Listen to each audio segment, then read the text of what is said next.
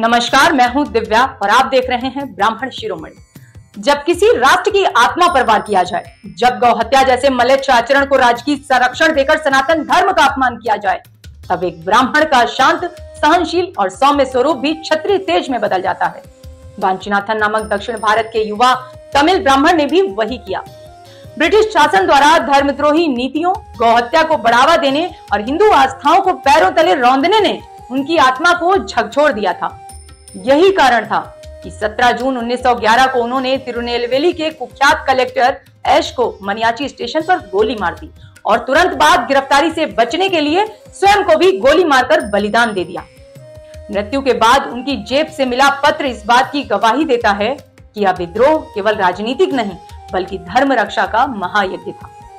उस पत्र में लिखा था कि इंग्लैंड के इन मलेच्छों ने हमारे देश पर कब्जा करके हिंदुओं के सनातन धर्म को पैरों के नीचे कुचल डाला और उन्हें बर्बाद कर दिया। प्रत्येक भारतीय अंग्रेजों को बाहर भगाने और स्वराज्य पाने और सनातन धर्म की रक्षा करने का प्रयास कर रहा है। हमारे राम, शिवाजी, कृष्ण, गुरु गोविंद, अर्जुन ने सभी धर्मों की रक्षा करते हुए हमारी धरती पर राज किया और इस धरती पर अंग्रेज जॉर्ज पंचम की ताजपोशी करने की तैयारी कर रहे हैं, जो एक मलेच्छ और गोमांस भक्षी है। 3000 मद्रासियों ने जॉर्ज पंचम के हमारी भूमि पर कदम रखते ही उसे मार देने का प्रण लिया है। ये पत्र और वांचीनाथन का बलिदान यह सिद्ध करता है कि जब गौमाता, धर्म और राष्ट्र पर आक्रमण हो रहे हो तो एक ब्राह्मण भी शस्त्र उठाकर अधर्म को समाप्त करना अपना पवित्र कर्तव्य समझता है।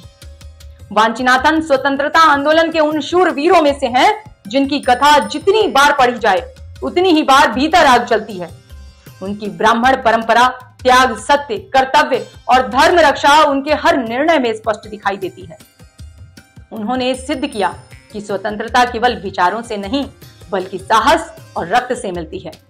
वांची का बलिदान आज भी याद दिलाता है, जब अन्याय अत्यधिक हो जाए तो एक अकेला धर्मपरायण ब्राह्मण भी साम्राज्य को हिला सकता है।